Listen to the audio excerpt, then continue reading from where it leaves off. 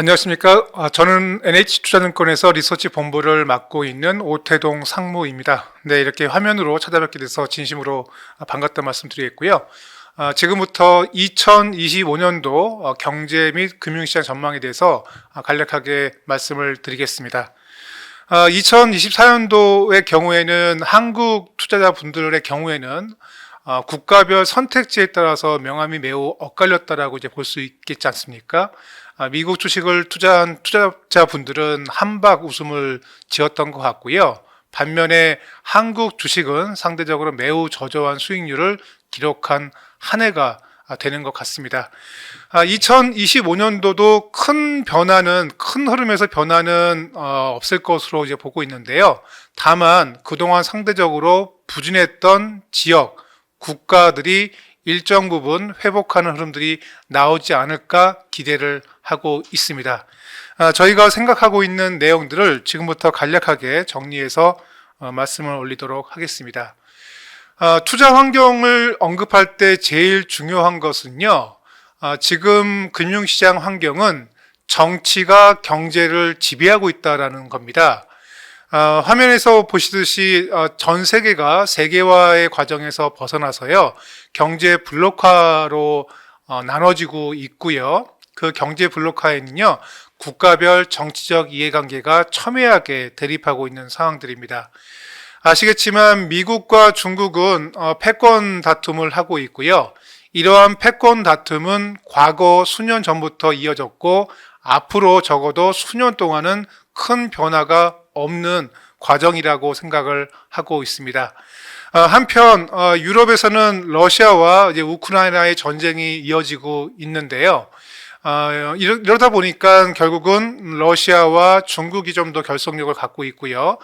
미국과 유럽연합이 조금 더 큰 결속력을 갖고 있는 모습들 나타나고 있습니다.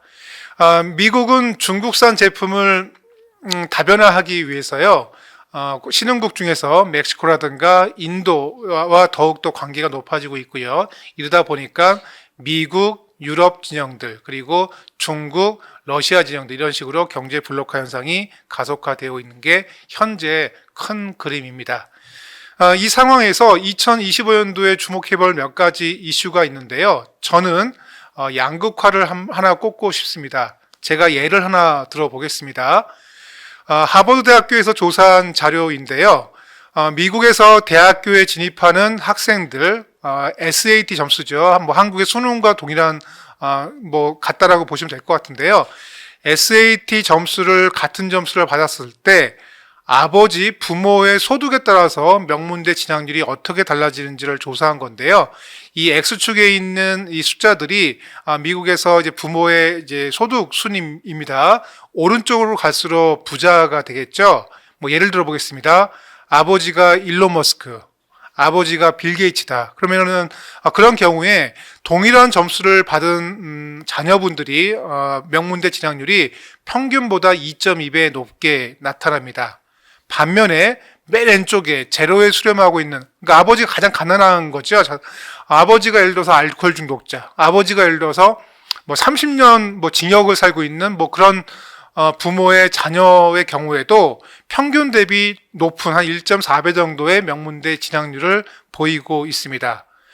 이런 현상이 나타나고 있는 이유들은요, 결국은 정책이라는 게 들어오기 때문이거든요. 맨 오른쪽에 있는 끝단은 아버지의 정책, 아버지의 혜택을 받는 거고, 맨 왼쪽에 있는 끝단은 정부가 사회 배려자 전형을 통해서 이들에 대해서 지원을 하고 있기 때문이고요. 이러다 보니까 정작 아버지가 평범한 중산층, 회사원 그런 분들의 이제 자녀분이 오히려 명문대 진학률이 떨어지는 이러한 효과가 나오고 있습니다. 결국은 드리고 싶은 요지는요.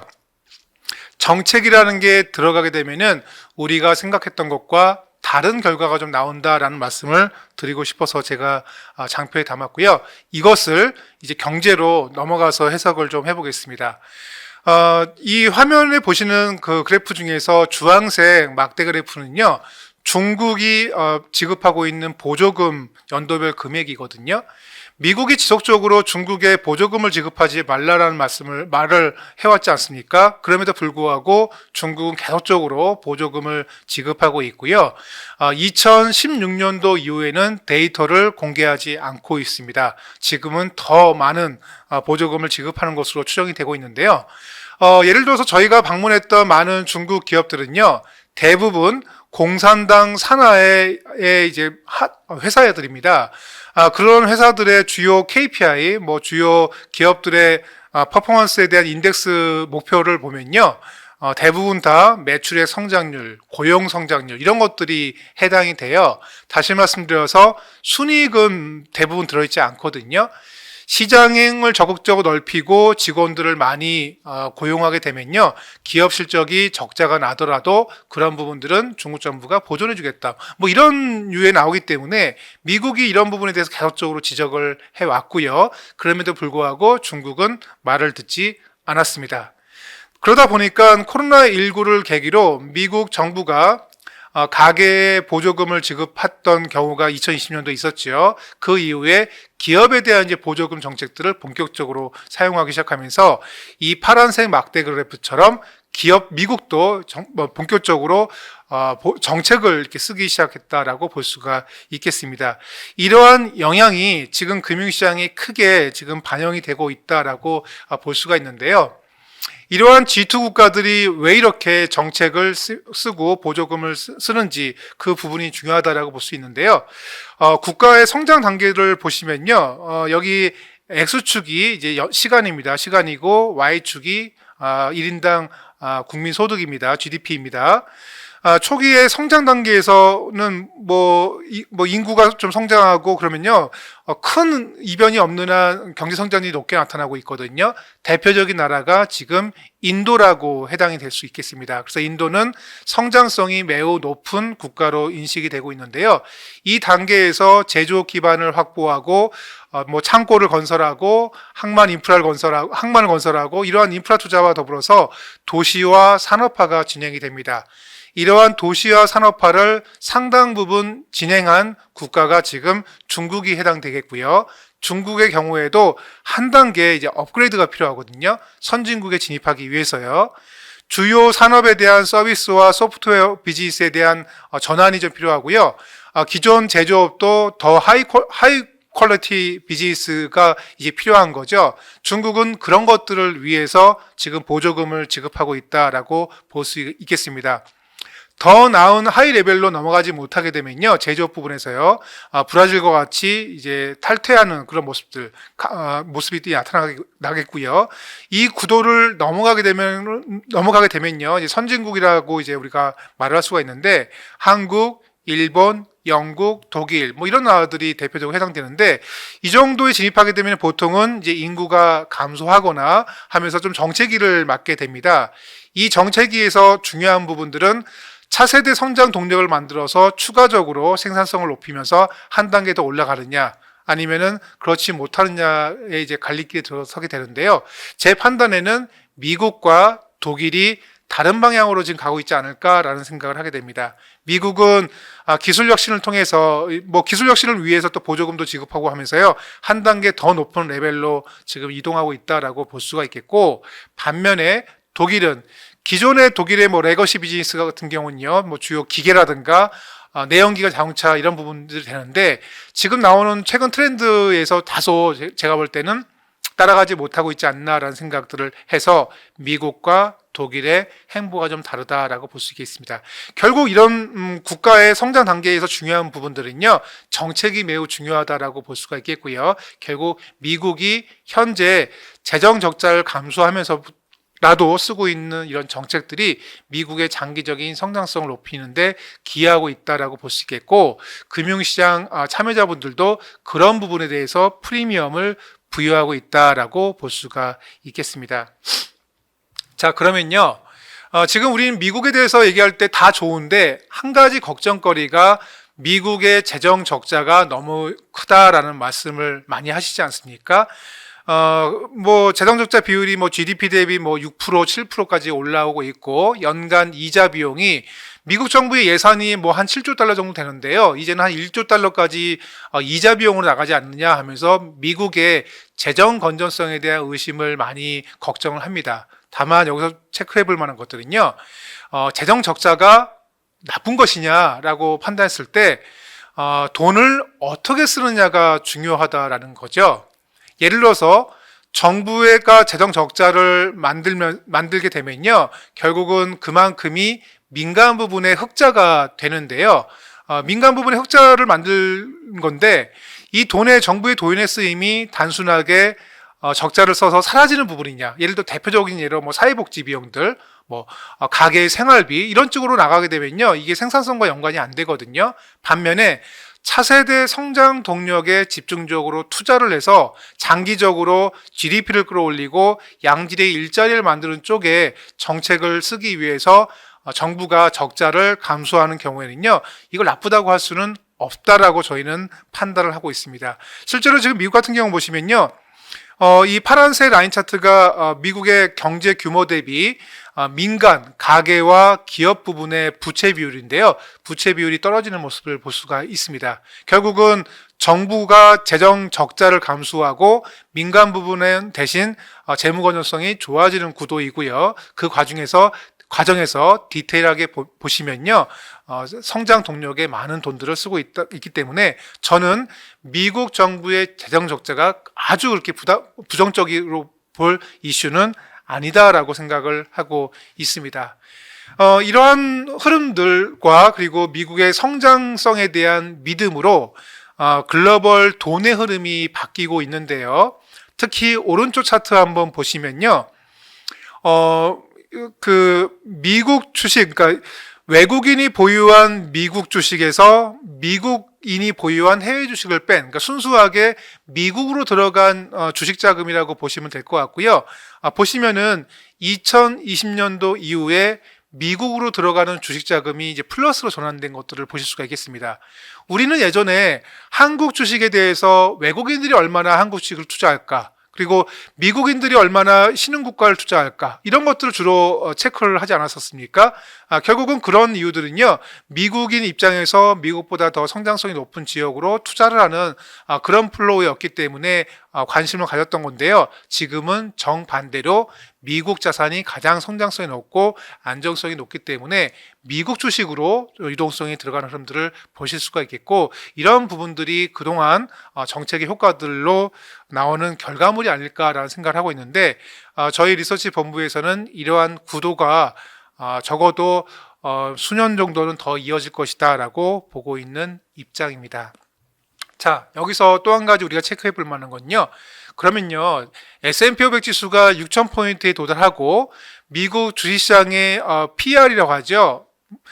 실적 대비 시가총액이 21배, 22배, 과거에 비해서 많이 주식의 가치가 비싸졌거든요. 그리고 미국 경기가 이렇다 할 조정 없이 장기적으로 계속적으로 호황을 보이고 있기 때문에 거품이 아닐까? 그러면 거품이라고 보면은 거품이 터지지 않을까라는 걱정들을 많이 하십니다. 저희도 그 부분들을 유사하게 그리고 매우 면밀하게 분석하고 있는데요. 과거에 미국 경제가 크게 위기를 맞이했던 그런 사례들을 종합을 해보면요, 가장 많았던 빈도수는요, 미국 연준이 경기 과열을 막기 위해서 좀 공격적으로 기준금리를 올렸을 때, 그럴 때가 주로 해당됩니다. 여기 통화 긴축이라고 적혀 있는 항목들이거든요. 그런데 지금은 어떻습니까? 미국 중앙은행은 금리를 인하하는 사이클로 이미 들어갔거든요. 그래서 올해 벌써 75bp 인하하지 않았습니까? 그리고 2025년도에도 3번에서 4번 정도 기준금리 인하가 예정되어 있기 때문에 과거에 미국 경기가 침체 국면에 빠졌던, 그에 따라서 금융 위기를 경험했던 그런 가장 많은 빈도수를 겪었던 통화 긴축과는 좀 환경이 다르다라고 볼 수가 있겠습니다. 그래서 지금 주식시장이라든가 경제가 호황이 계속 이어지면서 이것이 언제까지 이어질 것인가라는 걱정을 하고는 있는데요. 저희가 판단할 때는 큰 조정, 큰 위기는 적어도 2025년도는 아닐 것이다 라는 생각들을 하게 됩니다. 네, 페이지로 넘기겠습니다. 좀 넘기겠고요. 지금 미국 연준은 앞서 말씀드렸듯이 기준금리를 인하한 사이클로 가고 있다라고 말씀을 드렸고요. 지금 미국 같은 경우들은 지난 몇 년 동안에 고금리, 기준금리 인상 사이클에 따른 영향을 조금씩은 받고 있는데요. 그 충격이 그렇게 크게 나타나고 있지는 않습니다. 예를 들어서 한때는 기준금리가 5.5%까지 올라갔었고요. 그렇게 보면은 이 기준금리에 따라서 많은 다른 금리들이 연동해서 움직이지 않습니까? 그래서 예를 들어서 미국의 부동산 담보 대출 금리가 한때 6%를 넘어가고요. 7%까지 도달했었거든요. 그렇게 되면은 미국 부동산 경기가 망가지는 건 아닌가라는 이제 걱정을 하셨었죠. 근데 다소 우리나라랑 다른 상황들은요. 미국의 경우에는 부동산 담보 대출을 받을 때 대부분의 소비자들이 30년 만기 고정금리로 대출을 받아요. 그래서 실제로 기준금리에 따라서 모기지 담보를 신규로 받는 분들은 한때는 7%의 모기지 금리를 적용받았지만 이미 받았던 분들의 모기지 금리의 평균 대출 금리는 3% 중반에 불과했었다라고 볼 수가 있겠습니다. 그래서 이제 미국 연준이 기준금리를 내리고 있기 때문에요. 다시 이 올라가는 추세가 모기지 대출 금리 6% 이상의 비중이 지금 올라가고 있지 않습니까? 이런 부분들이 옆으로 횡보하거나 진정될 가능성이 높기 때문에 저희가 볼 때는 고금리가 누적되면서 나타날 수 있는 후유증도 점점 완화되고 있다. 이렇게 말씀을 드릴 수 있겠고요. 미국 기업들은요, 오히려 왼쪽에 있는 화면을 보시듯이 비금융 기업의 순이자 비용은 오히려 감소를 하고 있었어요. 가장 큰 이유는 우리가 빅테크라고 하고 있는 큰 대기업들은 오히려 현금을 더 많이 보유하고 있거든요. 금리가 높아지면은 이자 소득이 더 높아지는 구도였었습니다. 그래서 큰 영향이 없었다라고 볼 수 있겠고요. 그래서 아무래도 이런 것들도 양극화로 해석할 수가 있겠죠. 빅테크 기업과 중소기업 간의 온도차가 고금리 환경에서 좀 컸다라고 이제 볼 수가 있겠습니다. 다만 저희가 판단할 때는요, 이 오른쪽에 있는 막대 그래프가 좀 중요할 것 같은데요. 하이힐드 채권, 흔히 말하는 이제 투기 등급이라고 볼 수 있겠는데요. 신용 등급이 좀 낮은 기업들이 발행하는 채권 물량들이 저희가 볼 때는 한 2027년도, 2028년도, 2029년도에는 좀 몰려 있습니다. 과거에 미국 금리가 매우 낮을 때 발행했던 채권 금리를 재발행을 해야 되는 사이클들이 2027, 28, 29년도에 오거든요. 이때가 되면은 아마도 미국에서 중소기업들은 문제가 될 수 있다라고 보고요. 만약에 미국에서 경기 침체라든가 혹은 큰 주식시장의 금융시장에 조정이 온다라고 보면요, 그 시점은 이때 전후가 아닐까라고 판단을 하고 있습니다. 네, 미국 경기하고 이제 몇몇 지역의 경기를 좀 체크해 볼 텐데요. 지금 우리가 서베이 데이터로 바라보고 있는 경제 지표들은 조금 하강하고 있는데 실제로 나머지 실물 경기 데이터들은 비교적 양호하거든요. 그래서 우리가 조사를 통해서 나오는 컨센서스 데이터와 실제 데이터들이 약간은 괴리가 벌어지고 있는 상황이다라고 판단할 수 있겠고, 아무래도 이렇게 조사를 통해서 나오는 데이터들은요, 과거 대비 비교를 통해서 지난달에는 이랬으니까 다음 달은 이러겠지. 그러니까 너무 지속적으로 오랫동안 호황을 보였기 때문에 이제 둔화될 것이라고 전망을 하지만 실제 지금 실물 데이터들은 비교적 양호한 숫자로 나오고 있는 상황입니다. 저희는 내년도 2분기 정도부터는 미국 경기가 2025년도에도 큰 경기 침체가 없다라는 컨센서스가 자리 잡지 않겠나라고 봅니다. 그래서 하드 랜딩, 소프트 랜딩이 아니라 오히려 경기가 노 랜딩, 큰 조정이 없는, 둔화가 없는 국면을 시장이 받아들이지 않을까라고 판단을 하고 있습니다. 이 과정에서 물가 지표들은 내년도 2분기 때 다소 이제 기저효과가 통과가 된 다음엔요, 조금은 올라올 가능성이 높기 때문에 이 부분이 미국 연준의 금리나 궤적에 영향을 줄 수가 있기 때문에 2025년도에 가장 주목할 만한 경제 지표는요, 물가 지표다라는 말씀을 꼭 드리고자 하겠고요.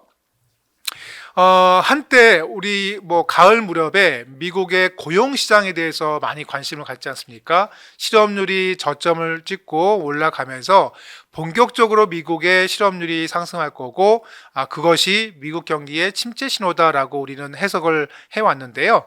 예를 들어서 미국의 구인 공고 한번 보시면요, 옅은 하늘색으로 표시되어 있거든요.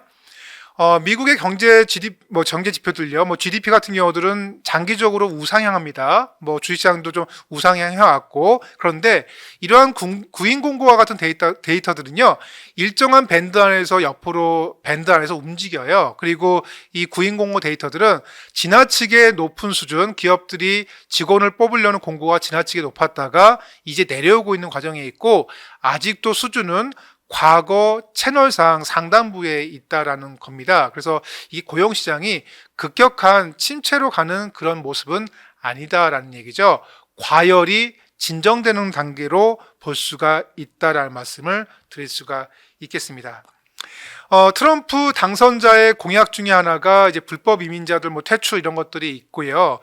보통 미국은 한 200만 명 정도의 이민자들이 이제 미국으로 들어와서 임금 상승을 억제하거나 이렇게 했는데, 내년도에는 아마 예상컨대 100만 명 정도로 이민자 수가 감소할 것으로 예상이 됩니다. 이렇게 보면요. 좀 부정적이라고 보면은 임금 상승에 대한 압박이 좀 커질 수 있지 않겠습니까? 노동의 공급이 과거보다 줄어들기 때문에요. 이것 또한 인플레이션을 자극하는 요인이기 때문에 물가 숫자들을 계속적으로 내년도에는 유의 있게 보실 필요가 있다. 이렇게 말씀을 드리겠습니다. 트럼프 1기와 2기의 차이점은 뭘까? 그런 것들을 많이 여쭤보시는데요. 제가 생각하기에 가장 큰 거는 역시 물가다라고 저는 또 한 번 강조를 드리고 싶은데요.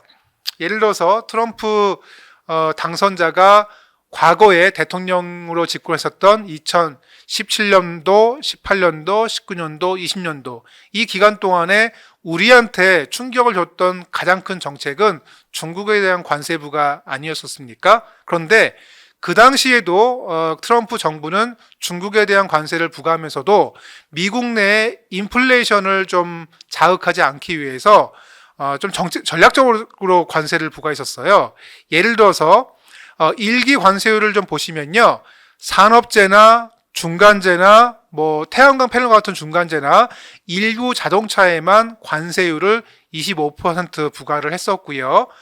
중국산 신발이나 의류에는 관세율이 7.5%밖에 부과가 안 됐었어요. 그리고 하이테크 가전이라든가 반도체에는 아예 관세를 부과하지 않으면서 결국 중국과의 이런 무역 전쟁 과정에서 미국의 소비자들이 수입 물가 상승을 느끼지 않도록 하기 위해서 최대한 조심스럽게 정책을 썼다라고 볼 수가 있는데, 이번에는 다르다라고 트럼프 당선자가 얘기를 하고 있지 않습니까? 모든 중국산 품목에 60% 관세를 부과하겠다라고 얘기를 하고 있어요. 결국 이렇게 되면은 우리가 당초 지난 1기 때 경험했던 것보다는요, 수입 물가, 미국의 입장에서 수입 물가 상승이 훨씬 높게 나타날 가능성이 있다. 이거를 꼭 체크해 볼 필요가 있다는 말씀을 드리고 싶습니다. 자, 중국으로 넘어가겠습니다. 중국은요, 지금 경기가 예상보다 부진하다 보니까 경기 부양 정책을 쓰고 있는데, 저희 판단에는 이러한 정책이 실물 경기를 끌어올린 데는 제한적일 것이다 라고 판단합니다. 가장 큰 이유는요, 21페이지에 있는 왼쪽에 있는 이 라인 차트, 중국의 지금 재고거든요. 재고가 지나치게 높게 쌓여 있습니다. 결국 재고가 높게 쌓여 있다는 얘기는요, 이 부분들이 일정 부분 소진이 되어야만이 기업들이 생산 활동을 다시 왕성하게 한다라는 얘기거든요. 앞서 말씀드렸듯이 중국은 정부 차원에서 기업들한테 요구했던 것들은 시장 점유율 확대, 고용에 대한 확대 이런 부분이었기 때문에 중국 기업들이 수익성을 크게 개의치 않고 대량의 설비 투자를 통해서 생산을 했었거든요. 그게 쌓여 있는 것이 이 재고다라고 볼 수가 있겠습니다. 아마도 중국 정부가 쓰고 있는 경기 부양 카드는 실제로는 중국의 성장률을 크게 끌어올리지는 않을 것 같고요. 다만 지금 중국 같은 경우에는 부동산 정책을 쓰기가 쉽지 않거든요. 왜냐하면은 이미 선 분양된 아파트 물량이 15년치 정도가 있다라고 합니다. 그렇기 때문에 중국 정부는 부동산 정책보다는 다른 쪽으로 정책을 써야 되는데, 저희가 판단컨대 소비를 심리를 좀 끌어올리기 위해서는요, 자산소득 가격을 올려야 되는데 지금 부동산 가격을 올리기 쉽지 않거든요. 그래서 주식시장 같은 금융시장 쪽에 포커스를 좀 두고 있는 것이 아닌가라고 판단합니다. 그래서 이 정책의 효과들이 실물 경기를 끌어올리지는 않겠지만 주식시장 입장에서는 일종의 유동성 장세와 같은 효과들은 낼 수가 있기 때문에 2025년도에 중국 증시도 일정 부분 트레이딩이 가능한 국면이 될 거다라고 보고 있고요. 저희는 중국 주식시장을 내년 연간으로 봤을 때는요, 1, 4분기가 가장 매력이 높지 않을까라고 판단합니다. 왜냐하면요, 내년 3월, 4월까지 중국의 여러 가지 정책 회의들이 예정되어 있고 그것에 대한 기대감들을 중국 주식시장들이 반영할 가능성이 높기 때문입니다. 유럽의 경우는요, 미국과 조금 사뭇 다른 패턴을 보이고 있거든요. 유럽은 재정 정책에는 상대적으로 조금 인색하죠. 왜냐하면은 과거에 2012년도, 13년도에 남유럽의 재정위기를 겪었기 때문에 이 재정 적자에 대해서 매우 민감하게 반응하고 있거든요. 그렇다 보니까 유동성 보강 정책을 많이 쓰게 되는데 이런 부분들이 실제로 실물 경기로 들어가지 않고 주식시장으로만 들어가는 모습이 보이고 있습니다. 그래서 유럽 같은 경우들은 경제 성장률은 부진한데 주식시장만 좋은 그런 모습이 나오고 있는데요. 이런 것들은 장기적으로 이어지기는 어렵다라고 판단하고 있습니다. 그래서 유럽 주식시장은 상대적으로 미국에 비해서 투자 매력이 낮다라고 저희는 판단을 하고 있습니다. 자, 이제 문제의 한국으로 한번 넘어가 보겠는데요. 대한민국은 여러분들도 잘 아시듯이 인구가 본격적으로 이제 감소 국면으로 들어섰고요. 저희가 주목하는 인구는요, 15세에서 64세 생산 가능 인구의 숫자에 주목하는데요. 좀 먼 얘기 같지만 2050년까지 앞으로 25년 동안 대한민국 생산 가능 인구가 무려 1,300만 명이 사라져요. 지금 생산 가능 인구의 3분의 1이 사라진다라는 겁니다. 출산 정책이 크게 바뀌지 않는 이상은 이 수치는요, 크게 변화될 가능성이 없거든요. 그래서 저희 고객분들께는 투자를 하실 때도 순수한 대한민국의 내수 주식은 조심하자라는 말씀들을 드리고 있어요. 지금 예를 들어서 우리나라의 엔터라든가 화장품이라든가 이걸 내수로 볼 거냐 수출로 볼 거냐 초점이 다르거든요. 근데 아무래도 수출 쪽에 더 초점을 많이 두는 거고, 순수한 내수 주식들은 상당한 압박을 계속 이어갈 수밖에 없다라는 말씀을 드리고자 합니다. 그래서 대한민국 GDP에서 여전히 뿐만 아니라 앞으로도 수출이 매우 중요하고요. 지금 GDP에서 수출이 차지하는 비중이 40%를 넘어가고 있는 상황입니다. 그래서 우리나라 수출 경기에 민감한 미국 트럼프 당선자의 공약에 한국 주식시장이 요동치고 있다라고 볼 수가 있는데요. 트럼프 당선자는 중국에 60% 관세 부과하고 중국 이외의 나머지 모든 국가에도 10%의 보편적인 관세를 부과한다라고 공약을 내세웠는데요. 이 10%의 보편적인 관세는 미국 의회를 통과해야 됩니다. 아마 지금 근데 상원과 하원도 공화당이 지금 장악하고 있기 때문에 의회 통과 가능성이 현재로서는 높다라고 보고 우리는 대응을 해야 되거든요. 그럴 경우에 당초에는 2025년도 한국의 수출 증가율 4% 정도로 전망이 됐었는데요. 실제로 보편적인 관세가 부과되고 중국에 대해서 60% 관세가 부과될 경우에는 우리나라 수출 증가율이 이 빨간색처럼 내려가게 됩니다. 마이너스 성장이 나올 수가 있어요. 이런 부분들을 지금 대선이 끝난 이후에 한국의 수출주들이 선제적으로 지금 반영하고 있다, 이렇게 판단을 하고 있습니다. 2017년도에 트럼프 대통령 일기 때 2018년도부터 본격적으로 중국과의 갈등 구도가 커지면서 그 당시 때 S&P 500 지수가 2년 동안 횡보했던 경험을 가지고 있거든요. 첫 해에는 소득세 감면해주고요. 뭐 그런 것 때문에 상승했고 두 번째 해, 세 번째 해 미국 주식시장이 횡보했던 경험을 가지고 있는데요. 한국의 경우에들도 첫 번째에는 미국 주식시장과 같이 편승해서 상승을 했지만 두 번째에 세 번째에 미중 간의 무역 전쟁이 펼쳐질 때는요, 대한민국 주식시장이 하락했던 경험들, 코스피가 대략 한 2600포인트에서 2000포인트 초반까지 하락했던 경험들을 지금 미리 반영 중에 있다라고 볼 수가 있겠습니다. 자, 우리나라는 수출이 중요하고 수출의 4번 타자가 어느 산업입니까? 한국의 뭐 야구로 따지면 야구의 4번 타자는 우리는 이대호 선수라고 기억하고 있는데요. 한국 수출의 4번 타자는 결국 반도체 기업이거든요.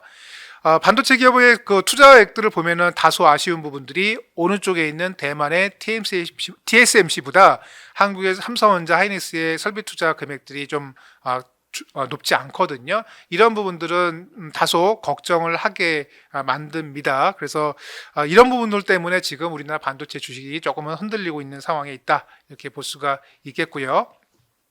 자, 그럼 여기서 이제 이런 질문을 하시는 분들이 계시지 않습니까? 우리는 왜 미국처럼, 우리는 왜 중국처럼 정부가 재정 적자를 써서라도 경기 부양을 위해서 그리고 차세대 성장을 위해서 투자를 안 하지? 이런 질문을 하실 수가 있는데요. 한국이 안고 있는 고질적인 문제가 바로 이 30페이지에 있는 왼쪽에 있는 차트들이거든요. 가계부채 문제가 컸다라는 얘기죠. 가계부채 문제가 계속적으로 언급이 되면서 정부는 가계부채를 좀 억제하려는 시도를 계속 해 오셨던 거죠. 그래서 이 막대 그래프를 보시면요, 최근에 가계부채 금액이 그 증가율이 많이 이제 완화가 됐어요. 그러다 보니까 GDP 대비 가계부채 비율이 좀 떨어지는 양상들, 이런 부분들, 그러니까 가계부채에 초점을 맞추다 보니까 한국은행의 금리 인하 정책이라든가 이런 부분들도 다소 매우 조금은 느리게 진행될 수밖에 없었던 환경이었다라고 볼 수 있겠습니다. 다소 좀 아쉬운 부분인 거죠. 실제로 31페이지에 있는 왼쪽에 있는 막대 그래프 좀 보시면요, 주요 국가들의 GDP 대비 재정 적자 비율을 보시면요, 대한민국이 가장 재정 적자 측면에서는 안정적이에요. 앞서 설명드렸듯이 과연 정부의 재정 적자가 부정적으로만 볼 것이냐, 정부의 재정 적자는 결국 민간의 이제 흑자를 만들 거거든요. 그리고 정부의 이런 재정 카드가 미래의 성장 동력을 위해서 쓰여진다고 하면은 이건 장기적으로 또 양호한 흐름들을 보일 수 있거든요. 그래서 이런 부분이 다소 아쉽다라고 판단할 수 있겠고, 통화 정책도 마찬가지입니다. 오른쪽 화면 보시면요, 전망대로라고 보면은 내년도 2025년도 말까지 미국은 추가적으로 175bp 1.75% 금리 인하가 예상되고 있고요. 유로존은 1.5%포인트, 영국은 1.25%포인트 금리 인하가 예상되고 있는데요. 한국은 2025년도에 3차례 정도 기준금리 인하만 예상되고 있다라는 겁니다. 통화정책도 한국이 상대적으로 느리게 쓰고 있어요. 이렇게 정책 카드가 강하지 않기 때문에 민간 부분의 힘으로 이제 뭔가 타개를 해야 되는데, 앞서 말씀드렸듯이 인구가 감소하고 있고 내수는 포화 상태고 경쟁은 심화되고 있고 마진은 떨어지고 있고 결국 수출에 의존해야 되는데 수출은 미국의 관세 부과 같은 그런 부담이 있고 중국과의 관계는 그렇게 우호적이지 않고, 이런 상황에 직면해 있는 게 한국 금융시장 경제 환경이다라고 볼 수 있습니다. 참 안타까운 이제 현실이 되고 있는 거거든요. 결국은 이제 우리 한국 투자자 입장에서는요, 2025년도 금융시장 환경 역시 제가 그냥 표현해 봤습니다. 골프를 만약에 라운드를 가신다고 했었을 때 비바람이 부는 악천 후에 그린 스피드가 4.0이다라고 볼 수가 있겠습니다. 자칫 버디를 노리다가 더블파를 한다. 그렇기 때문에 2025년도도 안전하게 가시는 전략이 좋지 않을까라는 게 저희가 갖고 있는 생각들이고요. 자산 배분 측면에서는 저희는 주식시장의 경우에는 2025년도 1분기가 다소 조정 내지는 차익 실현이 나오는 국면이다라고 보고 있고요. 그리고 2025년도 2분기, 3분기는 재차 상승 또는 반등하는 국면이다라고 보고 있기 때문에 상반기에는 주식은 중립, 그리고 하반기에는 주식은 미국과 한국 주식 중심으로 확대. 주로 차익 실현의 포인트는요, 시점은요, 2025년도 가을 9월 10월경이지 않을까라고 판단을 하고 있고요. 채권 금리는 주요 국가들이 대부분 다 기준금리 인하 사이클로 들었기 때문에 금리 인하 시중금리들도 안정된 패턴을 보일 것으로 보고 있습니다. 다만 트럼프 당선자의 공약에 따라서 인플레이션에 대한 컨센서스가 바뀔 수 있기 때문에 저희는 시중의 채권금리가 그렇게 가파르게 하락하지는 않을 거다라는 전망들을 가지고 있고요. 그리고 정부의 재정 확대가 주요국 중심으로 이어지고 있기 때문에요. 일종의 실물 자산의 가치를 보존하려는 심리들, 그래서 금이라든가 그리고 암호화폐라든가 이런 부분에 대해서도 일정 부분 유지를 하시는 전략이 좋지 않겠나라고 봅니다. 투자자분들 여쭤보세요. 암호화폐를 어느 정도 가지고 있는 것이 좋은가? 이거는 저 개인적인 견해인데요. 순 자산 대비 대략 한 3%, 그리고 금융 자산 대비 5% 정도의 암호화폐를 보유하는 것이 안전하지 않을까. 만약에 암호화폐가 하락을 하더라도요, 이 정도 비율이라고 하면요, 2, 3년 정도 지나고 나면요, 다른 자산을 통해서 손실이 보존이 되거든요. 그래서 순 자산 대비 3%, 그리고 금융 자산 대비로는 한 5% 정도의 비중이 적절하지 않을까라고 판단을 하고 있습니다. 환율 얘기를 드리겠는데요. 대한민국 환율은요, 과거보다 한 200원 정도 레벨업이 되어 있다라고 판단을 합니다. 과거에는요, 수출이 잘 돼서 달러가 많이 유입이 되면은 원달러 환율이 한 1,050원까지 하락을 하고요.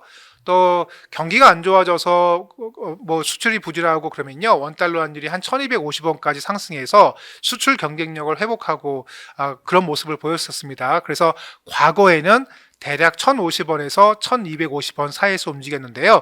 이 환율에 대한 밴드가 200원 올라간 1,250원에서 1,450원 정도의 밴드로 지금은 정착이 되고 있다라고 볼 수가 있겠습니다. 그리고 2027년도, 28년도 저희가 미국의 위기가 오는 시점을 저희는 그 시점으로 보고 있는데요.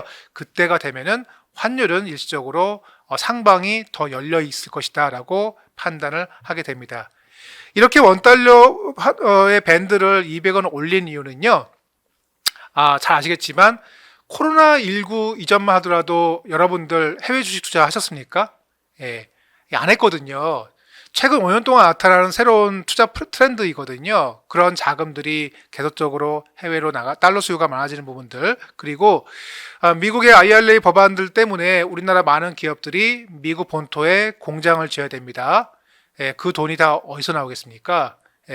한국에 들어와야 되는 돈들, 한국 안에서 머물러야 되는 돈들이 나가고 있는 거거든요. 그래서 해외 현지의 설비 투자 확대, 이런 요인들 때문에 달러에 대한 수요가 근본적으로 과거보다 높아졌다. 그래서 달러에 대한 수요는 높아지고 원화에 대한 수요는 떨어지고, 그래서 원달러 환율 레벨을 200을 올려서 대응할 필요가 있겠고요. 2025년도에 원달러 환율이 1,300원 정도, 초반 정도나 1,300원 정도까지 만약에 원화가 강세를 보이게 되면요, 그때는 달러와 자산을 재차 확대하는 기회, 혹은 순수 달러를 좀 보유하시는 전략도 제가 볼 때는 추천드릴 만한 대안이다, 이렇게 말씀을 드리고자 합니다. 채권금리는 앞서 말씀드렸듯이 중앙은행의 기준금리 인하 사이클 때문에 내년도에 완만하게 시중금리는 하락할 거다라고 말씀드렸는데요. 과거만큼 하락하지는 않을 것 같다. 왜냐면요, 인플레이션은 여전히 살아있거든요. 그 말씀들을 드리고자 합니다. 2025년도 주식시장은 아마 미국과 한국이 좀 비슷한 패턴을 보일 것 같은데요. 1분기가 가장 위험하다라고 판단합니다. 트럼프 당선인의 취임 1월 20일 이후에 전후로 해서 차익 실현 압박이 좀 커지지 않을까라고 보고 있고요.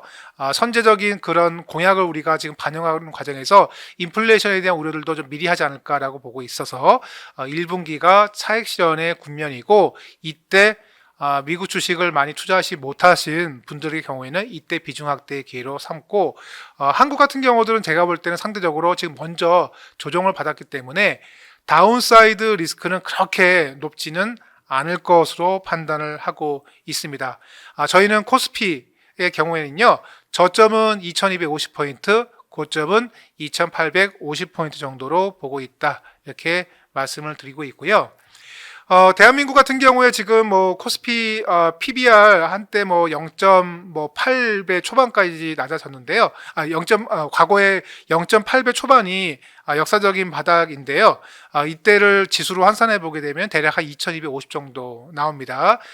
뭐 현재 코스피 대비 한 뭐 150포인트, 200포인트 정도밖에 하락 룸이 많지 않기 때문에 제가 볼 때는 상승과 하락의 룸을 감안했었을 때는요, 2025년도에는 한국 주식시장도 그렇게 나쁜 선택은 아닐 것이다, 투자하는 것이요, 그렇게 판단을 하고 있습니다.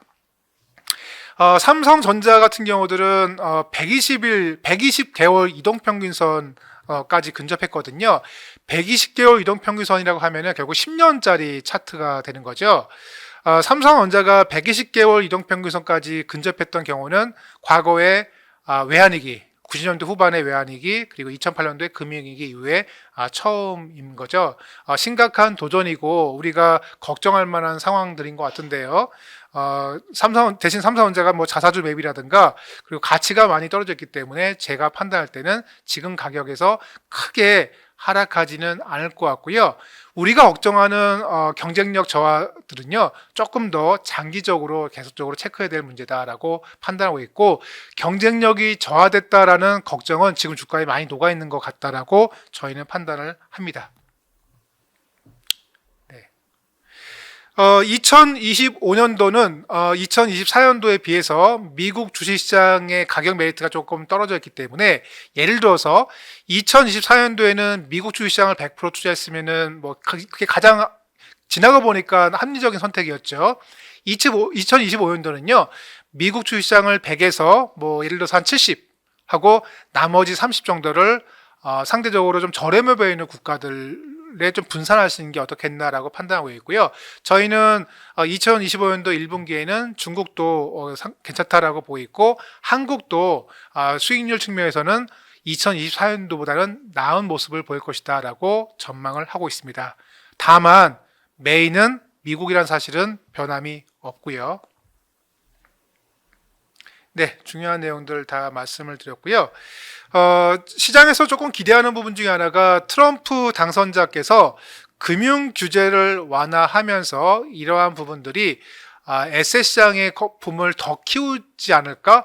이걸 부정적으로 해석할 것이 아니라요, 거품이 더 커지는 과정에서 기회가 생기거든요. 그런 기대들을 하게 되고, 아마 내년도 2분기, 3분기는 그런 기대감들이 많이 나오는 국면이지 않을까라고 보고 있습니다. 실제로 왼쪽에 미국 은행들의 순이자 마진들을 보시면요, 트럼프 임기 중에는 오히려 순이자 마진이 좋아졌고, 그리고 오른쪽 보시면은 미국 은행의 자기자본 거래도 좀 증가했던 모습들을 트럼프 임기 중에 우리는 확인을 할 수가 있습니다. 자, 지금까지 내용을 좀 종합을 해보면요, 2025년도 역시 국가 간의 정치가 매우 중요하다고 볼 수 있겠고, 정책이 매우 중요하다고 볼 수 있겠고, 경제 블록화 현상들은 계속적으로 유지가 되고요, 미중 간의 갈등 구도는 계속적으로 이어지는 국면에서 이러한 그 정책을 잘 쓰고 있는 국가들이 상대적으로 양호한 흐름들을 보일 거다라고 말씀드렸는데, 이런 정책을 잘 쓰고 있는 국가가 대표적으로 미국이 해당되겠고요. 중국도 경기 부양 정책을 주식시장이 일정 부분 반영하지 않을까라는 판단들을 하게 됩니다. 그래서 주식시장의 경우에는요, 1분기 조정 이후에 2분기, 3분기 상승 혹은 반등을 전망하고 있고요. 채권금리도 중앙은행의 기준금리 인하 정책에 따라서 완만한 하락을, 시중금리를 예상하고 있는데, 다만 인플레이션 수치가 높기 때문에 과거만큼 빠르게 금리가 낮아지지는 않을 것 같다, 이런 생각들을 하고 있습니다. 네, 마지막으로 저희 NH투자증권의 유망 종목 몇 가지만 보고 마무리 짓도록 하겠습니다. 반도체 주식 미오도 다시 한번이라는 말씀을 드릴 수밖에 없겠는데요. 상반기까지는 SK 하이닉스, 그리고 하반기 이후에는 삼성전자를 한번 주목하자라는 거고요.